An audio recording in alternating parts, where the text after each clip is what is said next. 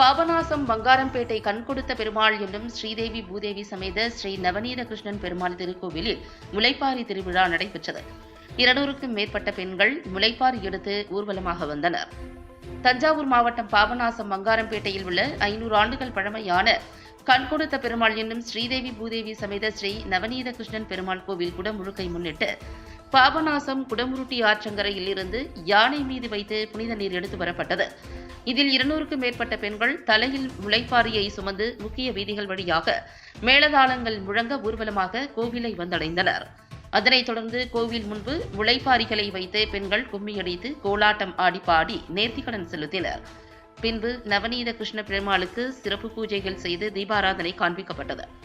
விழாவில் இந்து சமய அறநிலையத்துறை இணை ஆணையர் ஜோதிலட்சுமி, உதவி ஆணையர் கம்சன், ஆய்வாளர் லட்சுமி, அறங்காவலர் குழு தலைவர் தட்சிணாமூர்த்தி, அறங்காவலர்கள் தேவிகா ராஜா, ராஜா சவுந்தரராஜன், கணக்கர் கோபாலகிருஷ்ணன் மற்றும் மங்காரம்பேட்டை அரையபுரம் கிராமவாசிகள், உபயதாரர்கள் மற்றும் திரளான பக்தர்கள் கலந்து கொண்டு சுவாமி தரிசனம் செய்தனர்.